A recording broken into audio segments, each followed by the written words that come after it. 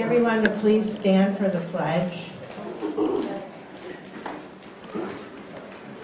I pledge allegiance to the United States of America and to the republic for which it stands, one nation, under God, indivisible, with liberty and justice for all.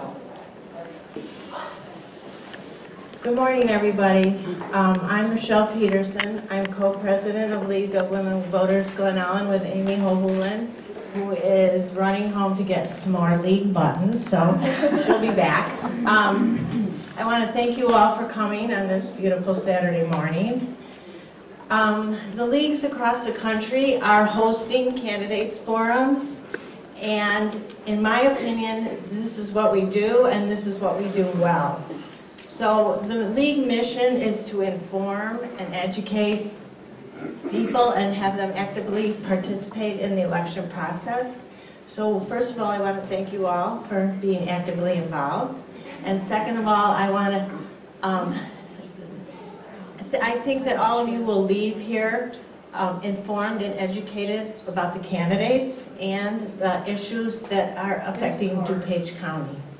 So at this time, I'd like to introduce our moderator, Gilda Carew. Thank you. Good morning. My name is Gilda Carew. I'm with the League of Women Voters of the Arlington Heights, Mount Prospect, Buffalo Grove area. I'm glad to be here with you this morning, and I'd like to review some of the rules of today's candidates forum. First, if candidates would like to sit down, be more comfortable. You don't need to stand. Okay. First, like I said, the ground rules for the forums are printed on the backs of these programs that you got, or inside here. But I'll go over a few points. First of all, every candidate who is participating here today has signed and returned the ground rules, and these specify the format, the time limits, and other rules to the conduct of the forum. I'm going to be responsible for enforcing these rules, and I don't mean to be rude, but I may cut you off if you exceed your time frames, so just be aware of that. The candidates drew lots to determine the order in which their opening statements will be given, and thereafter they'll be alternating who answers a question first, so that we don't have one candidate that's constantly going first or second. Then for the opening statements, each candidate will be given 2 minutes for their opening statement, and then 1 minute to respond to each question, and 1 minute to make a closing statement. And their responses will be timed. And today we have some timers indicate, and they have signs that indicate when there's 1 minute, 30 seconds, and stop. And so when the candidates see the stop sign, please stop. We ask the audience to write their questions on index cards, which volunteers will collect.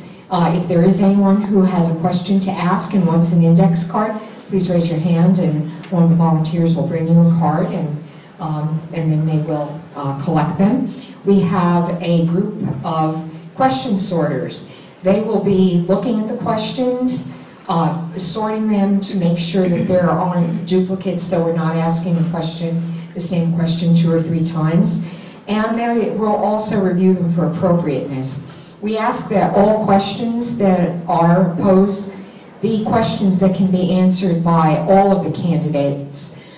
We do not want any questions that are directed only to one candidate. So either those kinds of questions will be either eliminated or will be rewritten so they can be answered by both. We've asked the candidates and also the audience to keep all campaign materials outside the room. And we ask that the candidates have agreed not to use any voice, image, video, or other recording of the forum in their campaign. This forum, however, is being videoed, and it will be available on YouTube. So if you want to look at something afterward, or you have friends who could not make it to today's forum, it will be available on YouTube, and we encourage people to take a look at that. We also request the audience to refrain from taking photos or videos. First of all, it's distracting to members of the audience, and we believe that it is more conducive to a free exchange of ideas if people are not busy filming what people say. So we respectfully request that you just listen and not pull out your cameras. On the same note, please put your phones, smartphones, anything that makes a noise into a quiet mode so that there are no interruptions. And finally, I want to emphasize how grateful we are for these candidates who are not only willing to serve in office, but also who have agreed to come here today. Please show these candidates your appreciation and respect. Please do not clap, cheer, boo, applaud, or otherwise vocalize your agreement or disagreement with any question or answer. So those are basically the ground rules for today. We are a little early in terms of our start time. We had advertised a 9:15 start time, so shall we wait 10 minutes or get started? Ask more questions. Ask more questions. Ask more questions? Okay. How do the candidates feel about that? Are you ready to get started? Sure. Okay, great.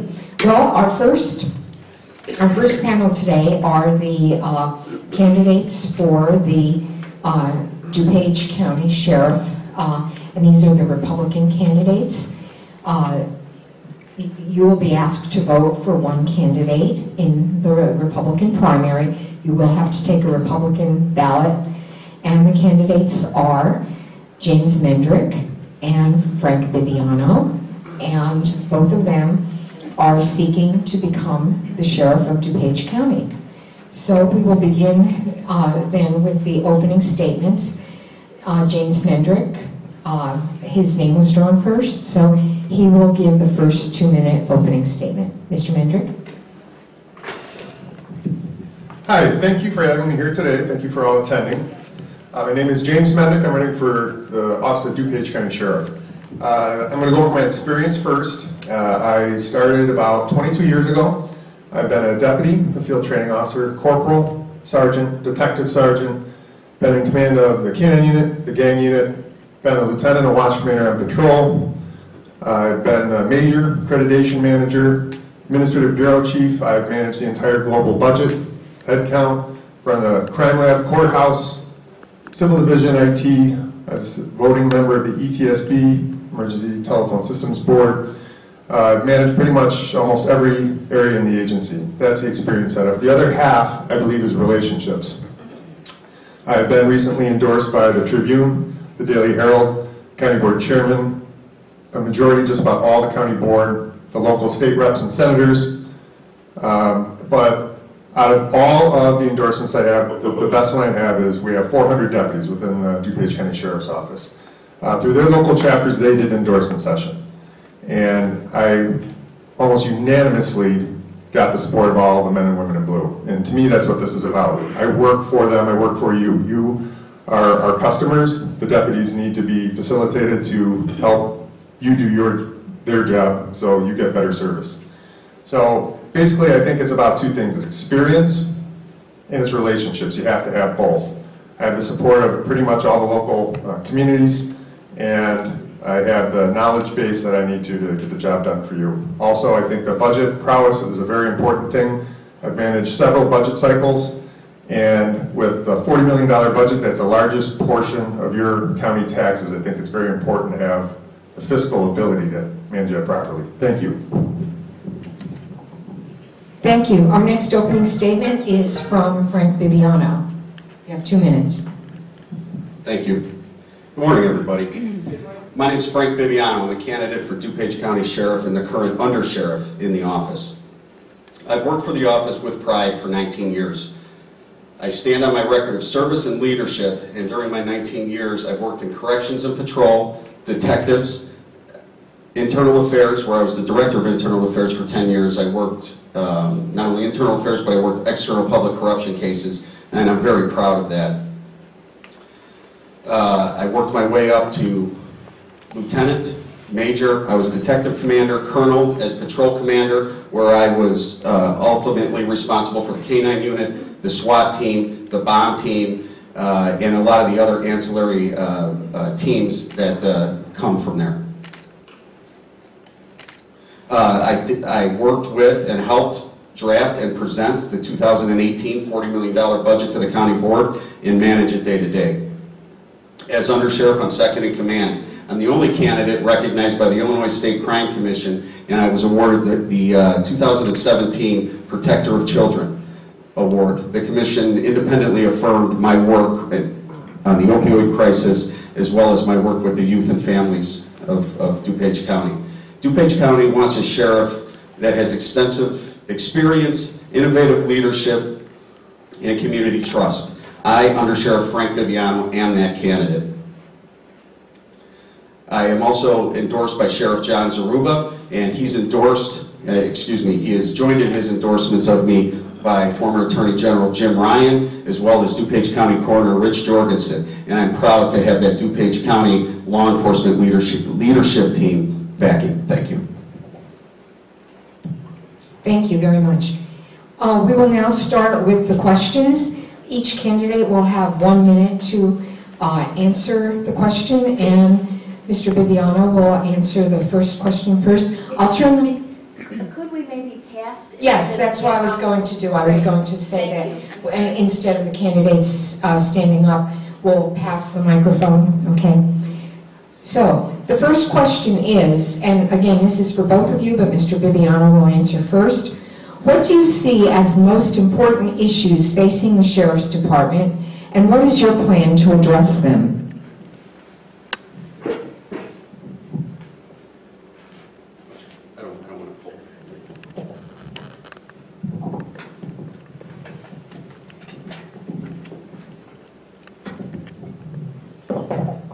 The most important issues that I see looking forward for the Sheriff's Office is first and foremost the opioid crisis, and to address that, I've been integrally involved with the critical incident training that the Sheriff's Office has committed to training every deputy in CIT. With that comes along what's called a PCRT, which follows up with those that have overdosed after they get out of the hospital. This team that consists of a deputy and a health department clinician following up with that individual to make sure that they're able to get the services they may need.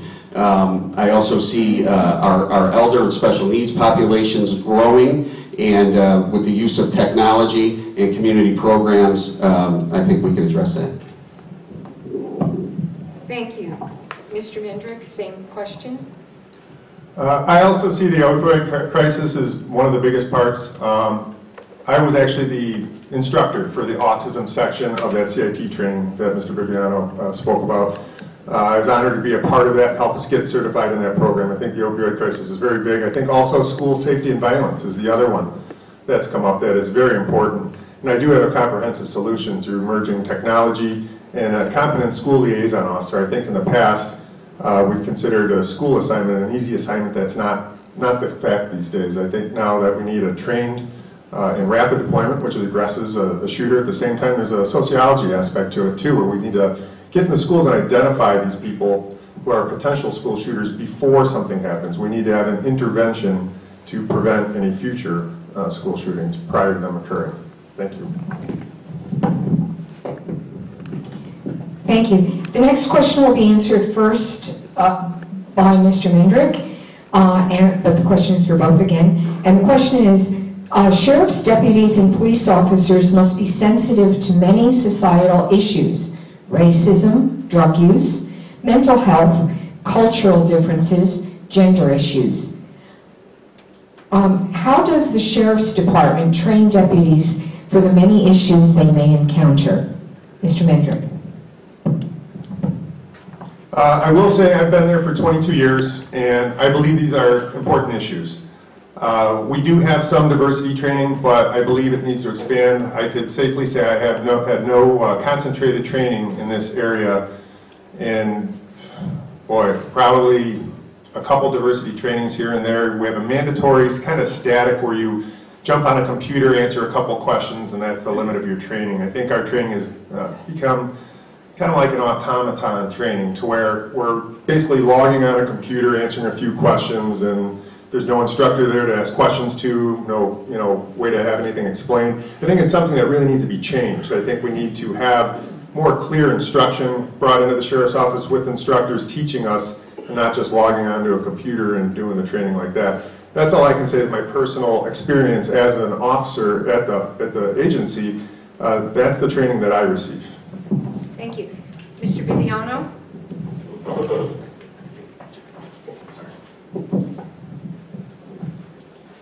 Can you repeat the question? Okay. Sheriff's deputies and police officers must be sensitive to many societal issues: racism, drug use, mental health, cultural differences, gender issues.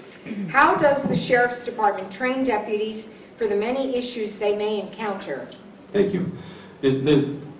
There's no doubt that society, there's different people in society, and regardless of what your status is or where you are, you're still a person. And that's how the DuPage County Sheriff's Office deputies are trained to deal with people, regardless of their personal situation. They're dealt to deal professionally with people, hence the CIT program. If somebody may suffer from mental illness, they are now trained in how to deal with that.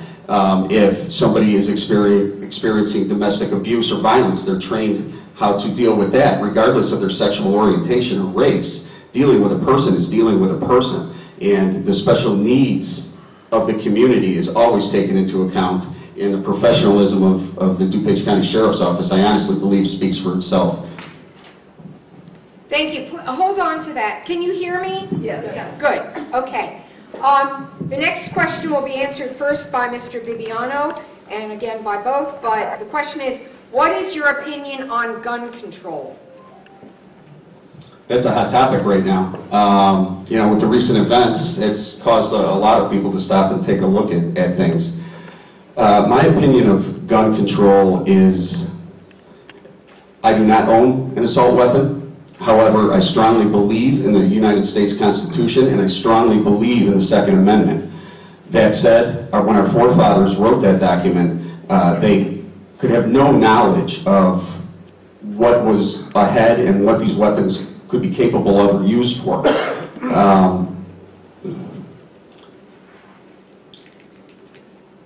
So that taken into account, the legislatures have to have the tough conversations regarding gun control, and I support them in those conversations. As sheriff, I will support, I shouldn't say support, I will enforce the laws as they are written. Thank you. Mr. Mendrick? Well, gun control obviously is a very big topic right now, and if you want to really see what's going on out there, it's scary.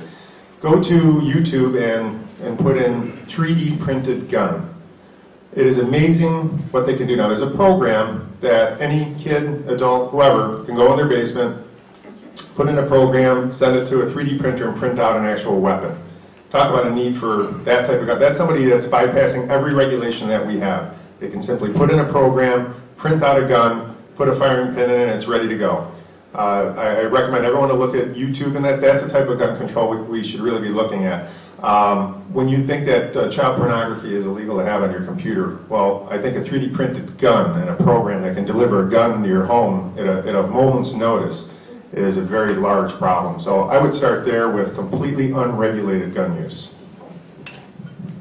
Thank you. This question will be answered first by Mr. Mendrick, and the question is, what is the role, if any, of the Sheriff's Department in immigration enforcement? Well, I believe that the role is to honor the law. When I took this job, I swore an oath to follow the law, no matter if it's federal, state, local ordinance. As it pertains to federal law and immigration, I believe we should not hold the elements of being a sanctuary county. I really don't. The federal detainer, I think people mistake them for what they really are. We're not going after immigrants or minorities. A detainer only exists because you committed a crime. When you commit a crime and you're here illegally, a federal judge determines that a detainer should be added to your status, which means one of two things is going to happen. Either you're going to be brought in for deportation based on the crime you committed, or you're going to be brought in to be reviewed by a federal judge to see if the crime you committed warrants deportation. So it's not targeting anybody, it's following the federal law, and that's what I promise to do. Thank you. Mr. Viviano? Regarding immigration, the sheriff follows the law. He or she has no choice but to follow the law. And an individual's immigration status is not enforced by local law enforcement. We cannot enforce federal law. Those are federal laws, and local and county police, state police cannot enforce federal law. So that said, our policies and procedures currently is we follow the Illinois state law, and we do not hold or detain anybody any longer than what the law allows. Regarding detainers, we have a strong relationship with ICE. They are notified when we have somebody with a detainer, and they do come and get them. If they come and get them in the proper amount of time, that individual is turned over. It's important to note that there's a lot of conversation about sanctuary counties and everything else. Thank you. Thank you. Okay, the next question will be answered first by Mr. Viviano, and the question is, when there is criminal activity on county property adjacent to municipalities, how should the Sheriff's Department communicate with municipal police departments? When there's criminal activity on county property adjacent to municipalities, how should the Sheriff's Department communicate with municipal police departments? Thank you. I understand that question to mean if, when it comes down to jurisdiction, if there's a criminal activity in the Sheriff's Office jurisdiction on the border of a municipal police department's jurisdiction, how should that be handled? The Sheriff's Office will handle it. We'll handle whatever happens in our jurisdiction, and we will communicate depending on the crime. There could be an officer on scene from the local police department, and therefore we communicate that way, by radio, by telephone. Depending on what it is, we call the local schools or call the local jurisdiction to call the schools in their area, depending on the type of crime. But whatever it is, open communication is necessary through any jurisdiction or agency. Thank you. Mr. Mendrick? It's a great question. You know, it all comes down to communication again. Everything's teamwork and communication. The Sheriff's Office does not have jurisdiction between municipalities. See, I think the goal here is, and this is going to be a cost-saving measure too, we need to move away from these multi-million-dollar server rooms and go to cloud-based app technology. So now we're leasing technology, we're getting upgrades, we jump light years ahead into the future. We have these systems. Now these are systems we could share with the other 32 municipal layers of government within DuPage County. And ultimately it'd be nice to see us all on a similar, same computer system, so it's a quick and easy exchange of information. Then it's not so much about border this or border that, it's whoever's closest helps mitigate the issue, the crime, whatever's going on. Plus with this technology, you guys all probably have a smartphone on you here in the room. Well, with that technology, you guys could photograph and send us information through application technology showing us what's in your environment, and then we can help you solve the problems that you're seeing with your own eyes. It's time that we start to use the technology that's available to cab companies, air traffic controllers. Thank you. Got myself. Thank you. Okay. The next question will be answered first by Mr. Mendrick, and the question is, as sheriff, how will you assure fairness for minorities? Great question. And if you look at my website, I've already got a diversionary program detailed out on my website currently. I think that we are a white male-dominated profession. I think that needs to change. But I think what we need to do, instead of just putting up, you know, we don't really recruit aggressively. And I think that's really the part of this. We should be going to places like Malcolm X College and into Hispanic neighborhoods. I even believe that we need a great deal more female deputies. I propose that we would go to colleges, and I would go to foreign language classes. Just give me 5 minutes with a stack of applications, because we need foreign language speakers. We need Polish, you know, we need Asian, we need Indian. I mean, we need to be representative of the communities that we have in our areas. And I think aggressive recruiting in these different areas is going to be how we're going to diversify. But we can't just put it up on the website that we're hiring and hope that we get these people. Thank you. Mr. Viviano? Well, at the Sheriff's Office, as I said, I was Director of Internal Affairs for a number of years, and we deal with any kind of discrimination complaints or anything like that very effectively and swiftly. We also have training, sensitivity training and cultural diversity training that all the deputies go through. I think that a bigger issue here regarding discrimination is, and who we hire, is we are accredited every 3 years through the CALEA accrediting body, and they take a look at that, and we have never had an issue with that regarding our populations of female deputies, Hispanic deputies, or however, whatever minority there is. We've always been right in line, and that's never been an issue for the Sheriff's Office. Thank you. The next question will be answered first by Mr. Viviano, and the question is, what do you propose for improving security of our schools? That's a good question, and that's at the forefront of everybody's mind right now. The first thing I intend to do as sheriff is institute a more comprehensive active shooter training program for the deputies in the office, and hopefully ingrain a lot of the municipalities into. We just recently had a large-scale training exercise with our SWAT team at Fox Valley Mall. I don't know if anybody saw it in the news, but it was a number of different towns and a number of different units within the Sheriff's Office, the SWAT team, the communications negotiators, the bomb team. Everybody was there working together, and we learned a lot of lessons from that, and that definitely carries over into keeping our schools and public areas safe for the good of everybody. Thank you. Mr. Mendrick? Sorry. Big topic, short time, I'll talk fast. Technology, we have to start using it. We have modern dispatch centers. We should have the ability, we do have the ability, it needs to be partnered. We need to partner with our schools. We need to have a school liaison officer in our school. We need to plug our dispatch centers into the school cameras, the PA systems. We need to encourage for, bulletproof glass or lockdown doors.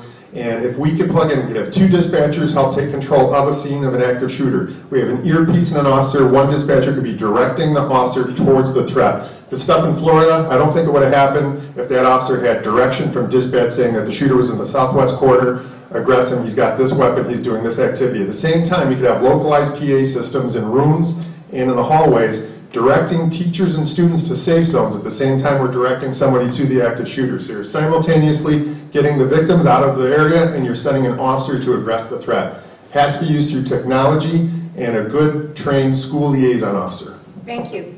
The next question will be answered first by Mr. Mendrick, and the question is, what are your feelings on the recreational use of marijuana? Tell us why you feel that way, not because it's the law or it's their right. Well, that's trying to drag politics into another federal law, and I don't see it that way. This is not a political issue for me. It is a legal issue, and the legal issue is of DUI driving. I think everybody agrees here, no matter what your stance is on marijuana, that you don't want people driving high. I mean, I think we can all say that there's a 3-hour window that your depth perception, your response rates, they're all messed up from it. Whether you approve of it or not, approve of the revenue or not, that's fine. And another thing, on the revenue side of it, I'd like to make sure that the revenue covers for what we have to do. You need a drug recognition expert now to get the cases through on a drug DUI. So that's an 1.5 hour long process. You're going to take the cops off the street to do this process. You need that for court, and it's going to have a cost. We need approximately, from what I understand, almost 21 days of training for a cop to be trained in this. So I would hate to see the city make money off recreational marijuana. The DuPage County taxpayers foot the bill for all the training and overtime hours. Thank you. Mr. Viviano? The DuPage County Sheriff's Office currently has drug recognition experts trained, and they operate continually. We're in the process of training more. There's also a second step to the drug recognition expert called an A-RIDE certification, and we have deputies trained in that, and there's more being trained as we speak, as we move forward here. The issue of legalizing marijuana,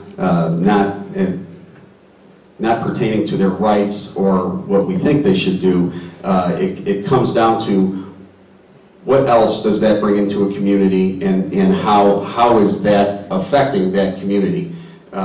Without legalized marijuana right now, we can't say with 100% accuracy, but there's bigger issues at heart here with the opioid crisis and examining how those people came to be addicted to drugs in the first place. Thank you.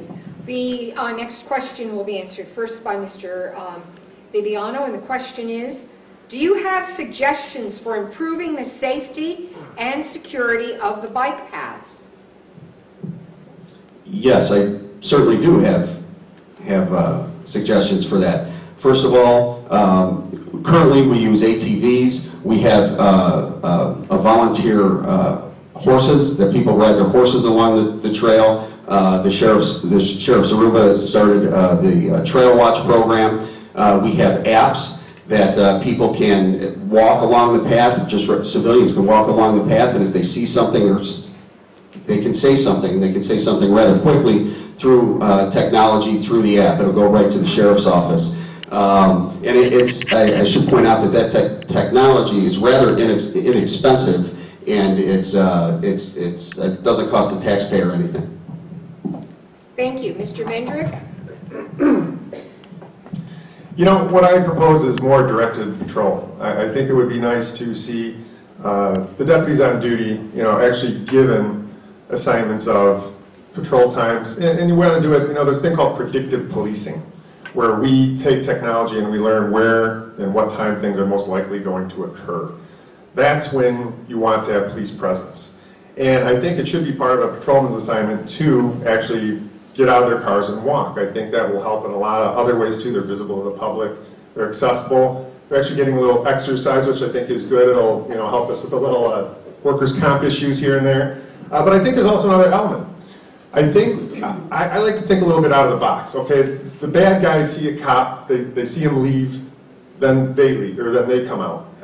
What is wrong with randomly taking a cop and putting him in a jogging suit and having them bounce back and forth through? They're just a jogger. When they see a cop, they're not going to do anything.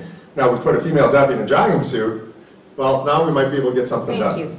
Thank you. Next question will be answered first by Mr. Mendrick, and the question is, what is your position for training deputies for dealing with people with mental health issues? Question is near and dear to my heart. As a father of an autistic son, this is a really important topic to me. I think that there can never be enough training. We need to train everybody in our office. I would say 100% of our office in critical incident team training. That's training where we learn to identify the symptoms of mental illness. But that's not good enough. Now it's relationships. We have to have relationships within our community, which I already have established through many other groups. Because after you identify symptoms, you have to get them to proper diagnosis. Well, from proper diagnosis, you got to get them to treatment. And we have to make sure that these people aren't just being sunk into the jail system. That doesn't do them any good. That makes them victimized or makes them criminalized, take your pick. But at the end of this, you have to also have resources to get them affordable housing. We can't just sit here and say we're going to handle the law enforcement part of it and then we're not going to think about any of the other aspects. This is a full circle. It's got to be a team-oriented community approach to almost everything in the Sheriff's Office, but this one in particular. Thank you. Mr. Bibiano? The Sheriff's Office is committed to training 100% of its personnel to critical incident team training. That's moving forward, and a large majority of deputies are currently trained in it. As I mentioned before, that spurred a secondary unit called PCRT, where it pairs a deputy with a health department clinician, and I mentioned it before in the context of opioid overdose. However, anybody that is identified as having mental health issues is visited by this team, and again, services are given, offered whatever's necessary. Now, I intend on expanding that program, but I also intend on partnering with the health department, and it's something that I've already started moving forward, is for a jail diversion. Somebody that, minor non-violent criminal aspects, instead of being jailed, they're screened in conjunction with the state's attorney's office, and instead of being in jail, they go someplace where they can get the help that they need. Thank you. The next question will be answered first by Mr. Bibiano. The question is, what do you see as the role of the sheriff to develop and manage the budget? I see the role of the sheriff to develop and manage the budget as the ultimate authority.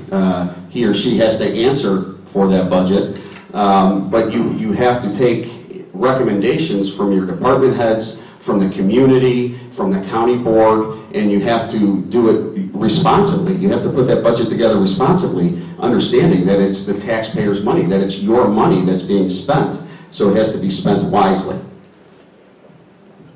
Thank you. Mr. Mendrick? The budget, I love the budget. That's what I did for many, many cycles. I am the only candidate that has actually managed the entire $40 million budget process and presented it to the county board. This is secondhand to me. This is what I know. It's $40 million budget. It's the largest portion of the county budget. This is where we can make a difference and actually lower your taxes. We're the best chance you have to lower your taxes through fiscal management. There's a myriad of different ways. We can lease technology, lease squad cars, do joint bulk purchasing with other municipalities. We can divert mentally ill from the jail, which saves you treatment cost in the jail. There's just a myriad of things put together. And if we take all these different budget solutions and we ball them together, even energy conservation of our buildings could save a great deal of money. You have to intricately know the budget, and the sheriff is responsible to present that himself, I believe. You don't want it off to a chief or anything like that. I think the sheriff takes responsibility of your tax dollars. That's how important that topic is. Thank you. Okay, the next question will be answered first by Mr. Mendrick, and the question is that there has been a lot of talk of training and technology and adding deputies on patrol. With the county board cutting the sheriff's office budget, where will this money come from? Well, I don't think it would be more money if managed properly. Again, see, I'm the only candidate that's actually been a commander on patrol. So I'm in the trenches with the guys every day, as well as I do have the budget expertise. I think you need to combine these two things. I'm going to go back to predictive policing. You know, we have a beat structure in the sheriff's office. We call it 8 beats. I can't remember the last time that structure was ever changed. So we're still sometimes dealing with 21st century problems using 20th century ideas. And I think with predictive policing, we need to reallocate the beat structure and how we do things.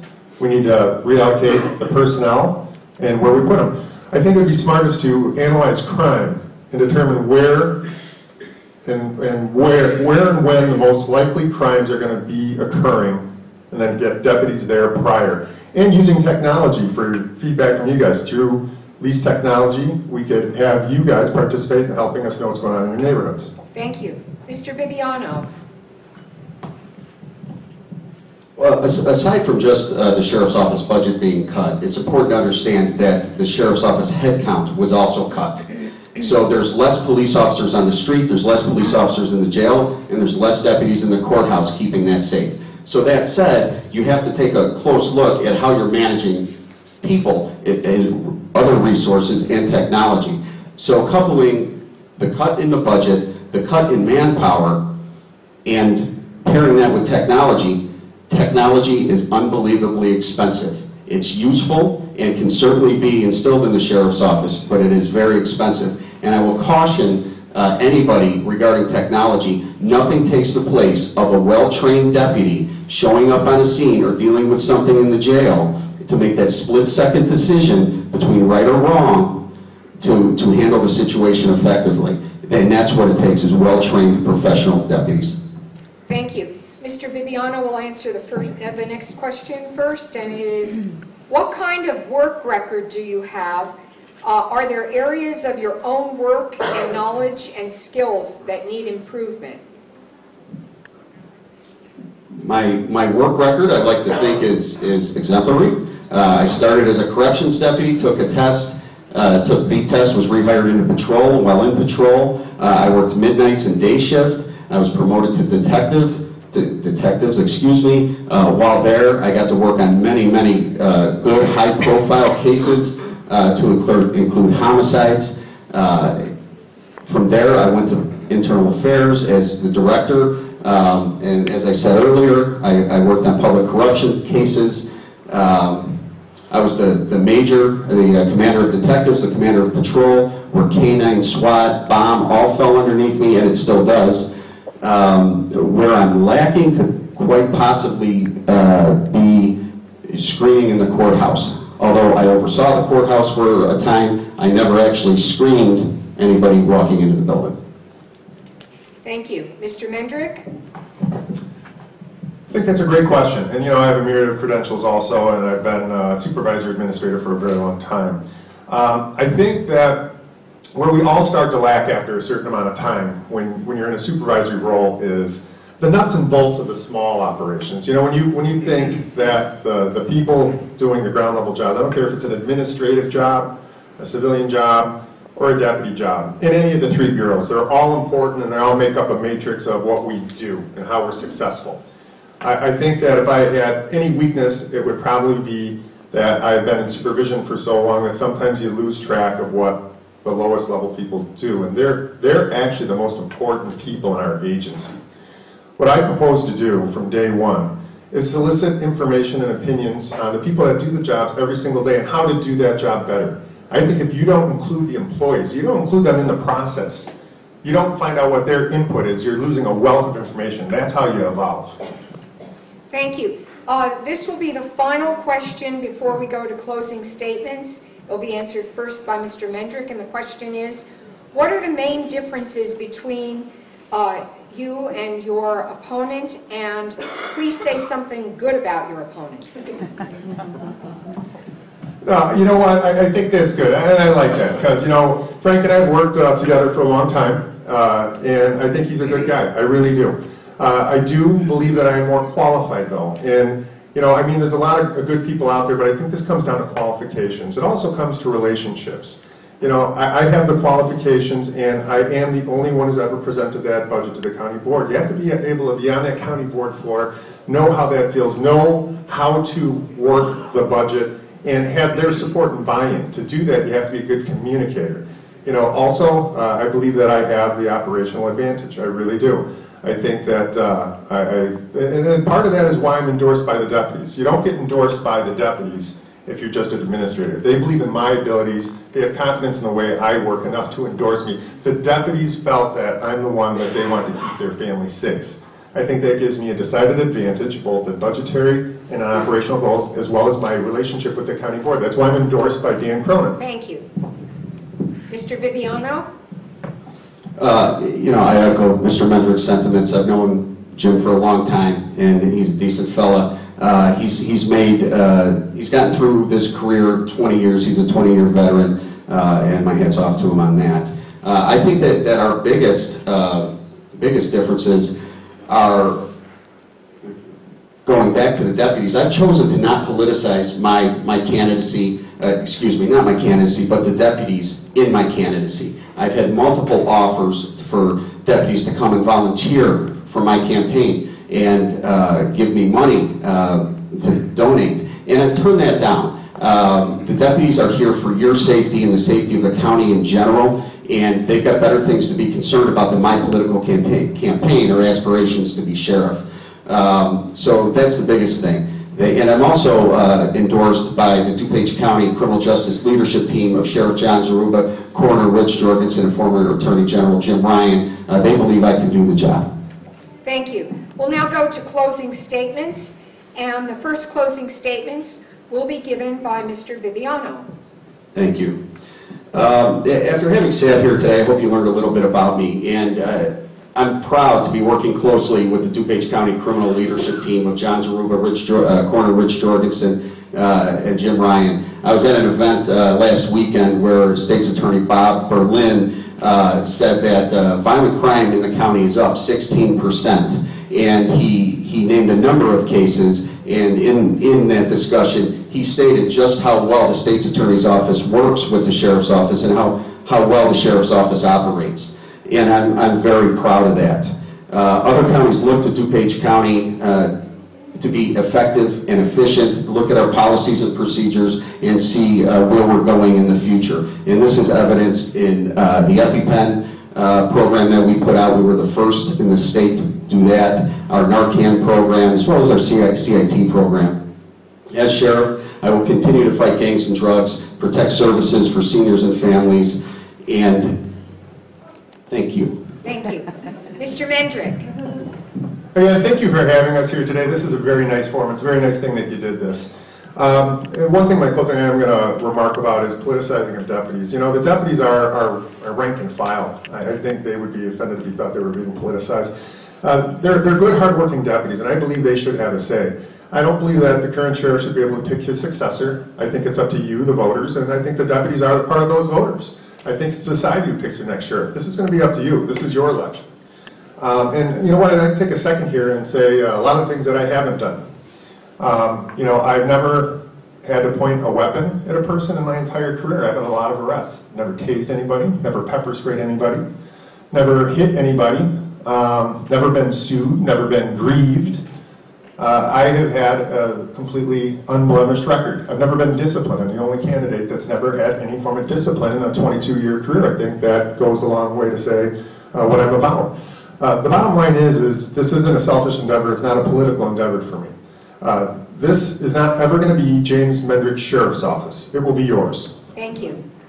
And with that, this forum has come to a close. I'd like to thank our candidates, James Mendrick and Frank Bibiano.